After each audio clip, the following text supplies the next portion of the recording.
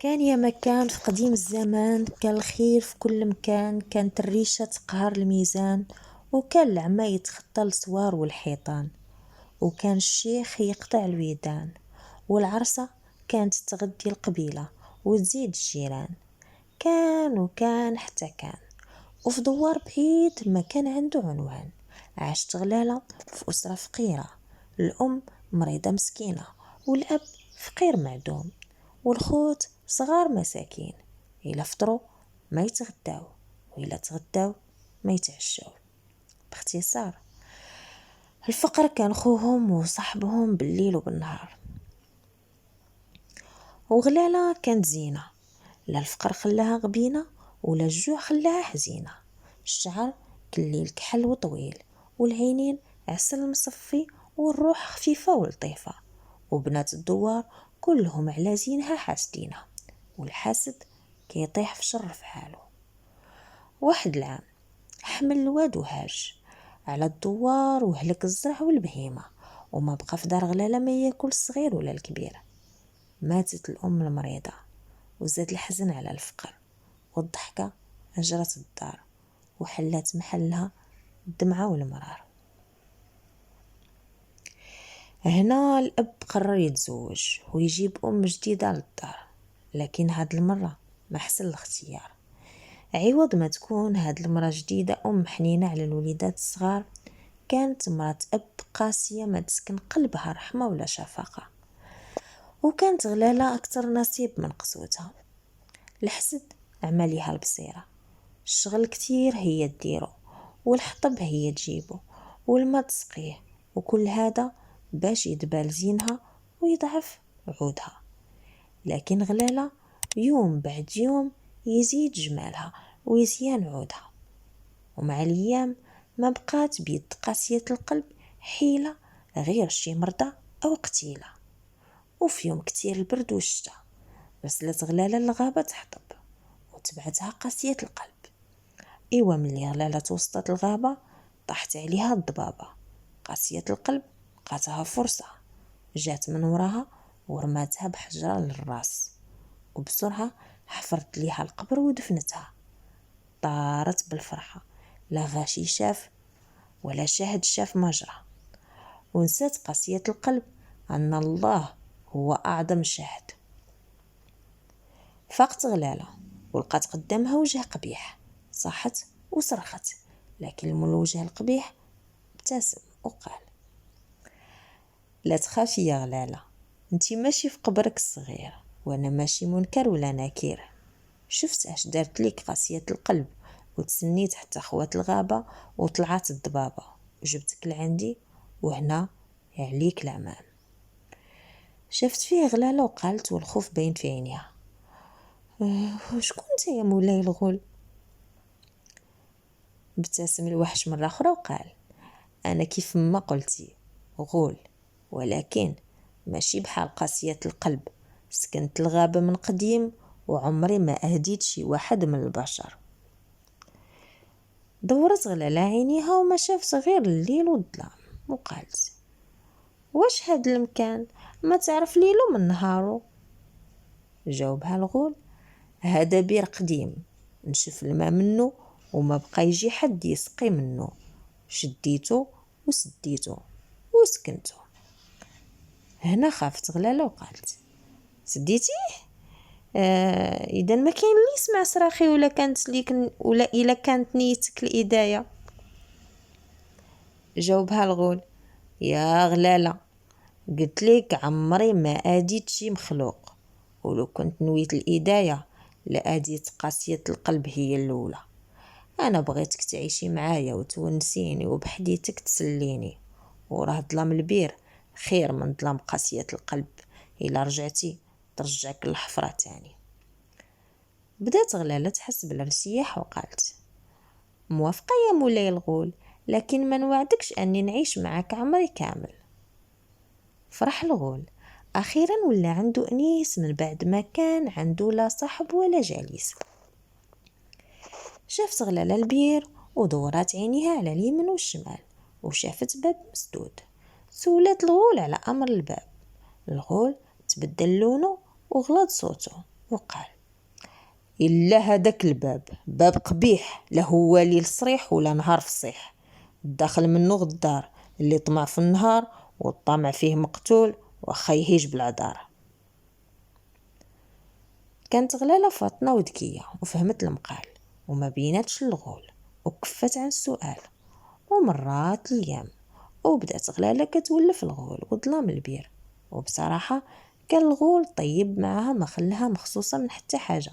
الماكلة مخيرة تاكلها، والكسوة الغزالة كسوتها، والكلمة الطيبة تسمعها.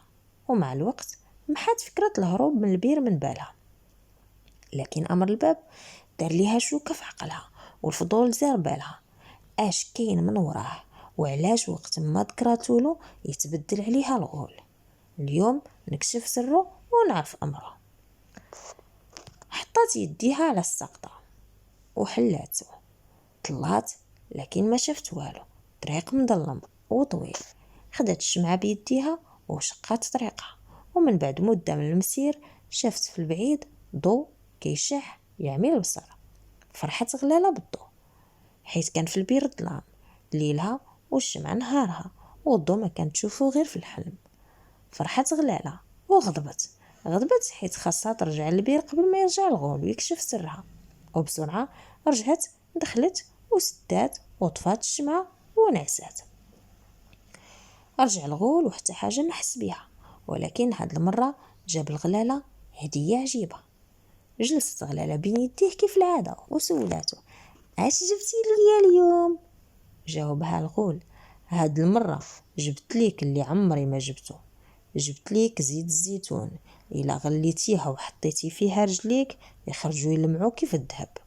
وجبت ليك الرماد الكحل، الا كحلتي بيه عينيك يصبحوا يبرقوا كيف الجوهر. اما الصلصال الاحمر الا حنيتي به يديك عمرهم ما يدبالوا.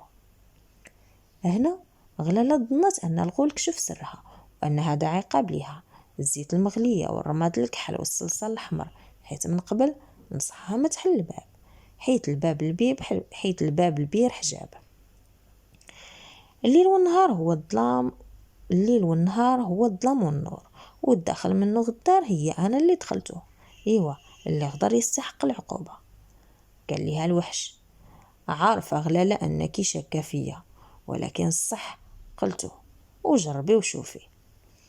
خدات غلالة الهدية منه وقررت باش تجربها قدامه باش تمحي شكو وهامه. لكن المفاجأة حصلت. شافت غلالة راسها في المراية، ما صدقاتش اش شافت.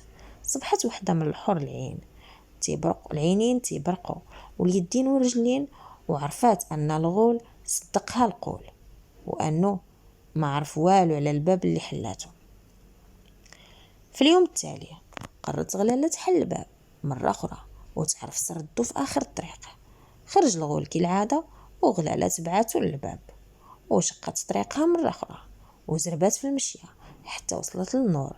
قربت عاش لقاتو مخرج سري للبير، مخرج لروضة جميلة. غلالة ما صدقت اش شافت. الورد والفراخ والفراش جنة فوق الارض. الفراخ تغني والواد كيجري، وغلالة تجري تبعاه وترشي عليها من ماه وحلات ضفايرها يتنفسوا بعد ما هلكها ظلام البير. وفي البعيد شافت غلالة قصر كبير وبعض النساء جايين قاصدين المكان يغنيو ويشطحوا. خافت غلالة وتخبات بين العشاب. عودات الشمس تغيب وحست غلالة باللي الغول قرب يرجع، ورجعت لبيرها قبل ما يتفضح سرها. ومن هذاك اليوم وقت ما خرج الغول قاعد تبعو غلالة للروضة تجري وتلعب حتى العشية وترجع للبير قبل منه.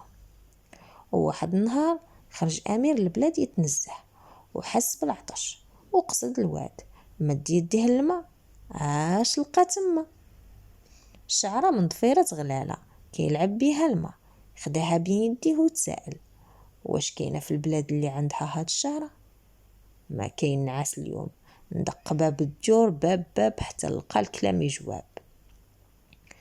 في الحين رجع للقصر وامر الخدم والحشم يقلبوا على مولات الشعرة، حتى حد ما كان عارف غلالة اللي كتجي للروضة كل يوم. وغلالة ما كانت عارفة بلي امير البلاد عليها كيقلب ويدق البيبان.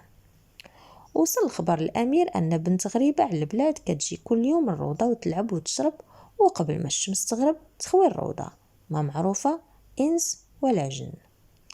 قرر أمير البلاد يمشي للروضة ويتسناها بنفسه. في الصباح التالي حس الغول بالمرض وما خرج من البير. هنا غلالة ما كانتش جاحدة، قررت تقابله وتداويه. بقى الوحش في البير يومين، ويومين باتها الأمير في الروضة يتسنى غلالة تظهر، وفي اليوم الثالث رجع للقصر. في البير زاد الحال على الغول، ومعرفة غلالة المرضو دوا غير الدعاء، وفي اليوم الرابع مات الغول. وحزنت غلالة وبكات، حيت كان الغول بوها وامها وخوها وصاحبها. فات نهار وغلالة عليه باكية، لكن ريحته بدات كتفوح، حيت كيشتو الوحوش ماشي بحالهم، الوحوش ماشي بحالنا، ودمهم ماشي بحال دمنا. غطت غلالة وخرجت للروضة. ملي خرجت كانت عارفة ان البير ما ليه رجوع، وما كاين هنا اللي يحميها لا من البرد ولا من الجوع. كانت خايفة كي الحمل اللي ضل الطريق على ميمته. وهي جالسة شافت في البعيد عودة هربانة، ومن وراها رجال تابعينها بحال حياحة. خافت غلالة والعودة جاية قصدها، ووجدت خطاويها الهروب. لكن العودة خفت جريتها حتى وقفت قدامها وقربات. مسحت غلالة على وجهها حتى هدات. وصلوا الحياحة وما فهموش أشجرة. العودة اللي ما قدروش يروضوها ايام روضتها غلالة في دقيقة. قرب كبيرهم وخدا الجام وسأل غلالة: شكون هاد بنت الناس؟ خافت غلالة من الجواب، وخافت ليكونوا هاد الرجال قسم من مرات بوها، وقررت بفطنتها ودهاها تعطيهم جواب يمنعهم منها. انا اللي خلى اليتام وسكن الظلام، وخلى العروش وسكن مع الوحوش، ودابا الوحش هالك والباب سالك. هي نكون بينكم ضيفة ولا ضيفة على دار الخليفة. كبيرهم ما فهم كلامها وقال: هاد البنت امرها عظيم وما يفهم كلامها غير الشيخ الحكيم. ومشاو جروا العودة ورجعوا للقصر. من رجع للقصر حكى الامير اش شاف من غلالة. هنا الامير عرف باللي هي البنت مولات الضفيرة اللي عليها كيقلب، وبسرعة خرج مع الخادم لجنب الواد فين شافها. كانت غلالة مازال جالسة حايرة فين تمشي وتبات ليلها. وقف الامير قدامها وتسحر بزينها وشبابها، اما هي وقفت خايفة. الامير بين امير من لباسه وقالت: ماشي انا اللي هربت العودة، راه هاد السيد اللي معاك. ضحك الامير وقال: ماشي العودة جيت، ولكن جيت نشوفك. وشاف الامير ضفايرها وعرفها مولات الشعرة الطويلة. قص الامير قصته الغلالة وقصت عليه قصتها، واندهش من اللي سمع منها ما جرى ليها، وتفتن بفطنتها ودكاها وعرض عليها الزواج والعيشة في القصر. فرحت غلالة بالعرض وقبلت، وعرفت ان الصبر اخرو نيل المراد. في القصر كانت 3 ديال الجاريات حاقدات بغاو يفوزوا بقلب الامير باي طريقه، بالسحر بالشعوذه، حيت الا فازوا ولاو اميرات وملكات من بعد.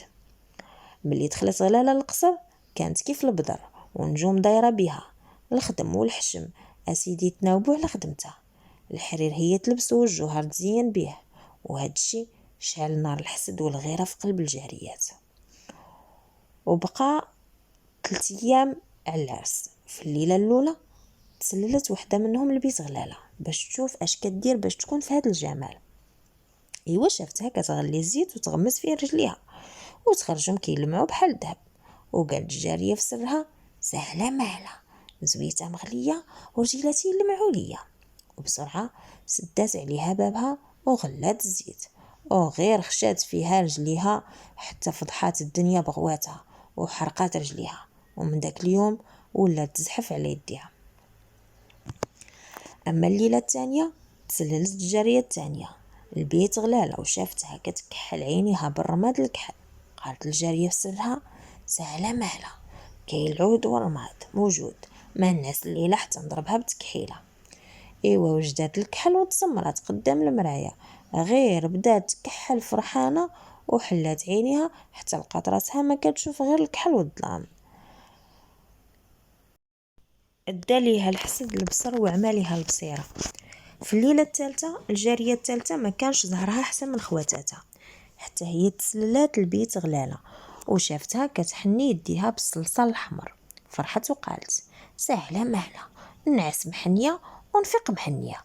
مشات الجاريه لبيتها، خلطت الصلصال الاحمر بالماء وطلصات يديها ورجليها ونعسات ليلها تحلم بالصباح. في الصباح ملي فاقت لقات يديها ورجليها تحجرات وما بقات قادرة على الحركة، وعرفت الجاريات أن الحاسد غادي للخسران مهما طال الزمان. وهكذا وأخيرا حلات الفرحة بوابها الغلالة، وانطلقات الفرحة بالبلاد السعيدة. وداز العرس 3 أيام فرح فيها الصغير والكبير والغني والفقير.